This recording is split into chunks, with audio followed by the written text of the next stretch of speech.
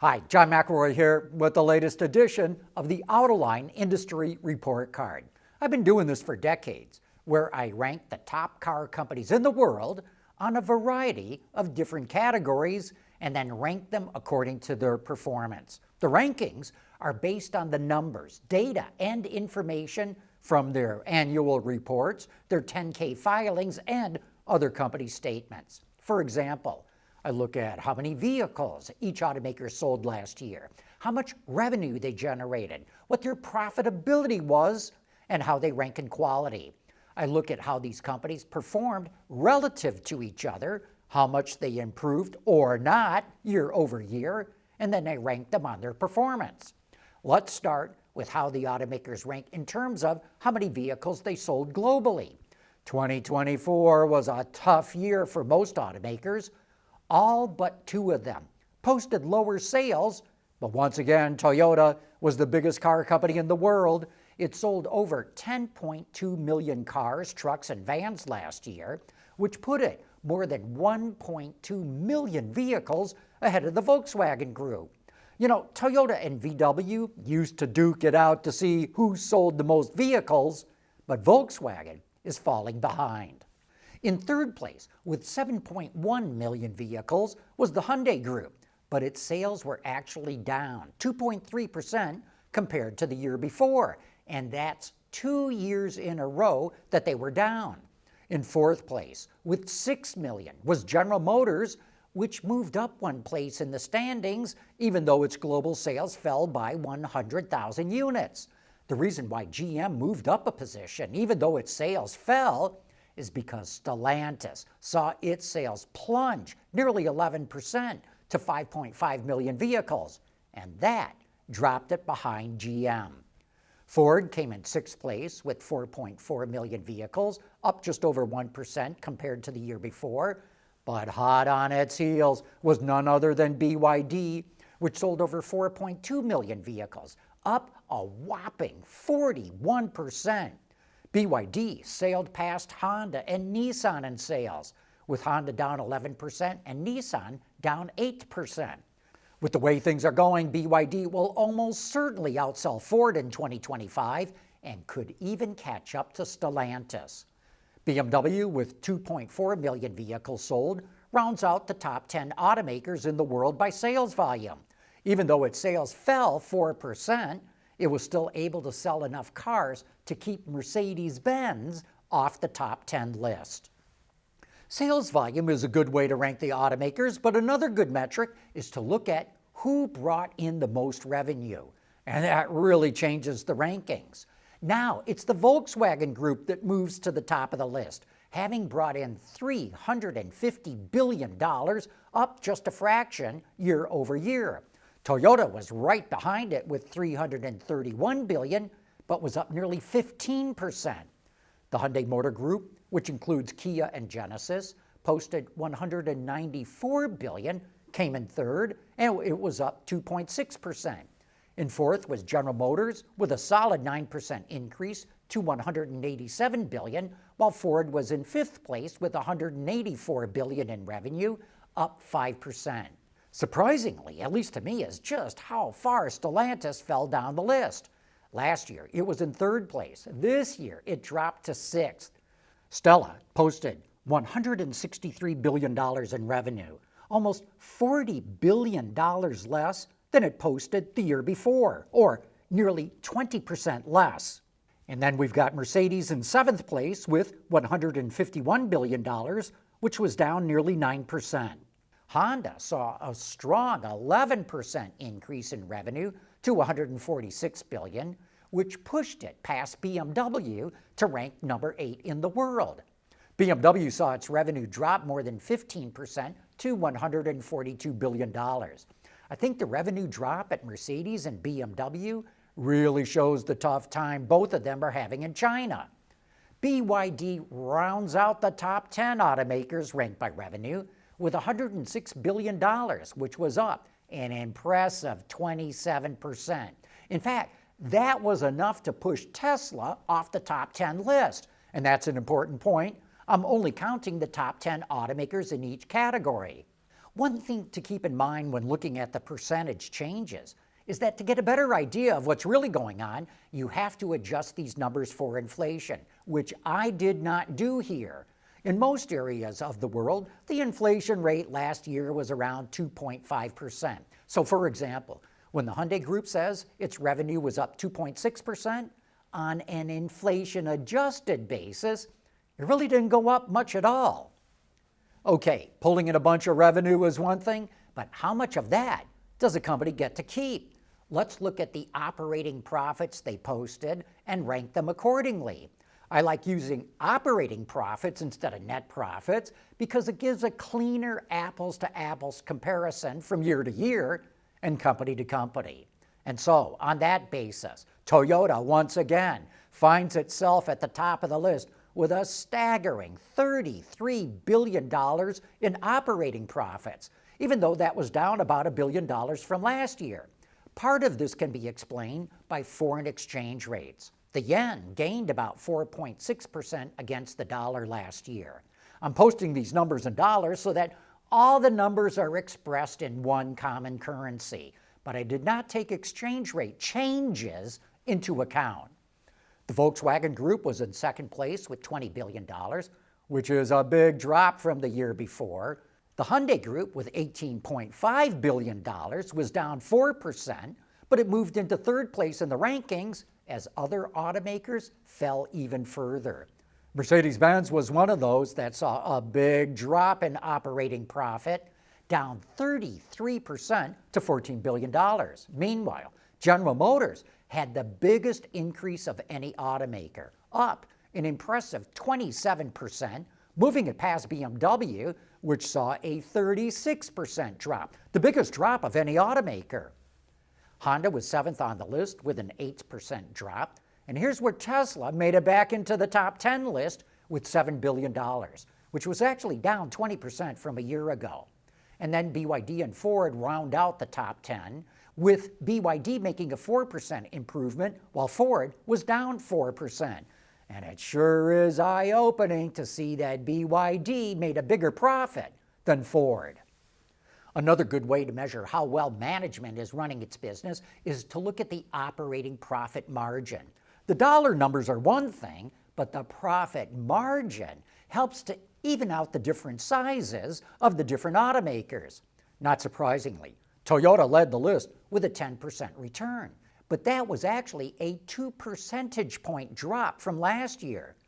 The Hyundai Group at 9.5% and Mercedes at 9.3% were not far behind. For Hyundai, that was the same as last year, but Mercedes was down 3 percentage points.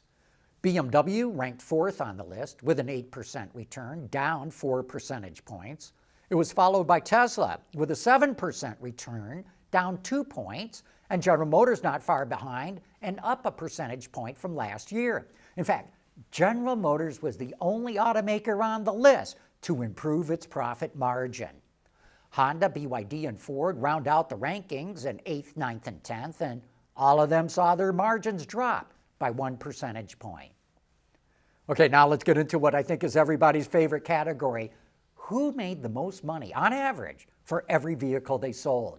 No question, this favors the companies that sell the most luxury cars, and sure enough, Mercedes-Benz topped the list. It made an operating profit of almost $6,000 for every vehicle it sold, but that was a 30% drop from last year. BMW came in second place, making almost $4,700 on every car it sold, but that was down more than 40%. Tesla was in third place with almost $4,000 in profits, but that was off 20%. Those of you who have been following this report card may remember that only 2 years ago, Tesla made $9,500 per vehicle, so that's a massive drop. Toyota did the best of the full-line manufacturers and made $3,500 on average per vehicle, up a nice 6% from last year. In fact, if things keep going the way they're going, Toyota could surpass Tesla unless it gets its act together. The Hyundai Group was in fifth place, but saw a drop of 1.5%, but that was a lot better than the Volkswagen Group that saw a 14% drop. Honda came in with a 3% improvement, which put it ahead of General Motors, but GM improved its per-vehicle profitability by a whopping 31%, the best improvement by far of any automaker.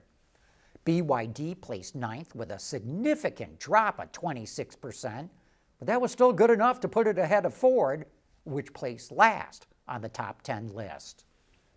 An important way to measure how well management is running a company is to look at the quality of the cars that it makes. It's not easy getting publicly available data on quality, especially outside of the United States, but you gotta go with what you got. So I'm using J.D. Power's Vehicle Dependability Study that rates vehicles in the U.S. after 3 years of ownership. It counts defects per 100 vehicles, and the lower the number, the better. And Toyota, which includes Lexus, has the lowest number of defects of any automaker. But Toyota did not score as well as last year, and General Motors considerably closed the gap. That includes all 4 of GM's brands: Buick, Chevrolet, Cadillac, and GMC. Last year, GM was 45 points behind Toyota. This year, it's only 14 points behind. BMW, including Mini, came in 3rd place, but did not score as well as last year. Meanwhile, Honda, including Acura, did improve, and it moved up 1 position in the rankings. Tesla, with the biggest improvement of any automaker, came in 5th place. Keep in mind that J.D. Power doesn't have enough data on Tesla to officially rank it in its survey, but the number you see here is based on the customer feedback that Power could get, and it shows a big improvement. Hyundai, including Kia and Genesis, fell to 6th place, which is 2 steps down in the rankings from last year. Nissan came in 7th place with about the same rating it had last year, but Ford came in 8th place with a big improvement, second only to Tesla. Maybe this reflects some of the green shoots in Ford's quality improvement efforts that CEO Jim Farley has talked about. Surprisingly, Mercedes-Benz is down in 9th place, representing the biggest drop in quality of all the automakers on the list. And then comes Volkswagen in 10th place, including Audi, Volkswagen, and Porsche. It also had a worse score than a year before, and you'll notice that Stellantis did not make it to the top 10 list. This is one category where BYD gets penalized because I can't get any data on its quality ratings. While J.D. Power does quality surveys in China, so far it only measures initial quality, not the 3 years dependability that I'm using here. And so far, J.D. Power does not include BYD in its surveys. But as you'll see in the final numbers, BYD's final result would not have changed even if I had quality numbers for it. And now to the fun part of this exercise, handing out points to each automaker for each of the categories. My grading system is really simple. There are 10 companies in each category, and the one that did the best got 10 points. The next one got 9 points, and so on down the line. If someone didn't make the top 10, they got 0 points. But I also look at how each company did in the last year and then grade them on whether they improved and by how much, or whether they did worse. And I give them points on that basis. For example, the company that improved the most gets 10 points. The next one gets 9 points, and so on down the line. If the improvement or degradation of any of the companies was the same, then they tie, and they get the same number of points. And then at the end, I'll add up all the points, and we'll see which automaker improved the most and was really the best in the world. And we start out with sales performance. BYD's at the top of the list with a staggering 41% improvement. That's not as big as an improvement as last year, but it's still impressive, and so I think it deserves the full 10 points. Then surprisingly, I'm putting Ford in 2nd place because it actually increased its sales 1.2%. That's not a lot, but other than BYD, Ford was the only automaker to increase its sales last year. Next comes Toyota. It was actually down a fraction of a percent, but with all the major markets in the world running at weak levels, just holding on to what it had was actually pretty good. The Volkswagen Group comes in 4th place, just barely ahead of the Hyundai Group. Both of them saw their sales fall a little over 2%. General Motors is next, down 3%, followed by BMW, which was down 4%. Nissan was in 8th spot with an 8% drop in sales. Stellantis came in 9th spot with a drop just under 11%, and somewhat unexpectedly, Honda came in last with a drop just over 11%. When it comes to revenue performance, BYD tops the list with the biggest improvement, up more than 27%. Toyota also did very well with an almost 15% increase in revenue. Honda also had a double-digit increase. General Motors was up 9%. Ford was almost up 5%. But keep in mind that these increases were above the inflation rate. So these companies truly grew their top lines. The Hyundai Group was up about 2.5%. The Volkswagen Group was virtually unchanged. Mercedes and BMW saw big drops of 9% and 15% respectively. I'm sure that's a reflection of the challenges they're facing in China. And Stellantis saw a 20% drop in revenue because of all the challenges it's facing in North America. When it comes to operating profit, only 2 companies improved their position. General Motors was up an impressive 27%, and BYD was up a little over 4%. Everyone else was down, and some were down by a lot. BMW and Mercedes saw massive drops of 34% and more. Volkswagen and Tesla saw 20% drops. I think this reflects the problems they're having in China, with the Germans facing a drop-off in sales, while Tesla is suffering from the price war that it started there. Ford and the Hyundai Group were down around 4%, while Toyota was down a little less than that. But the order changes when you look at which company had the highest operating profit as a percentage of total revenue, or to put it another way, their operating margin. Only one company improved its margin, General Motors. Hyundai stayed the same, while everyone else saw their profit margin deteriorate. Once again, BMW and Mercedes dropped the most. Tesla and Toyota dropped by 2 percentage points. VW, Honda, BYD, and Ford dropped by 1 percentage point. The next category, profit per vehicle, favors the luxury brands since they can obviously charge a lot more for their cars.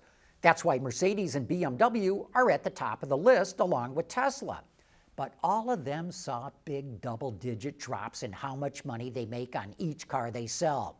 Tesla was down 20%, Mercedes 30%, BMW 40%. But guess what? BYD, which seems to be doing so well in so many other categories, saw a 26% drop. Volkswagen was down 14%. Those are scary numbers. Ford was down close to 6%, which isn't good, but isn't as bad as all the others. In fact, only 3 automakers improved their profit per vehicle. And once again, General Motors topped the list with a significant 31% improvement. Toyota was up 6%, Honda up 3%. The points each automaker earned on quality corresponds exactly with the numbers that we went through earlier. Automakers get points based on their rankings, but they also get points based on their improvement. So even though Tesla ranks 5th on the list and gets 6 points for that, it made the biggest improvement of all the automakers and gets 10 points for that. Same for Ford. It ranks 8th on the list and gets 3 points for that, but it made the second biggest improvement and gets 9 points. General Motors and Honda were the only other automakers who improved from last year and score more points accordingly. Nissan slipped ever so slightly, but BMW and the Volkswagen Group were definitely down. Then come Toyota and the Hyundai Group, which fell by the same number on the J.D. Power ratings. And then the biggest quality drop of all comes from Mercedes-Benz, which only scored 1 point accordingly.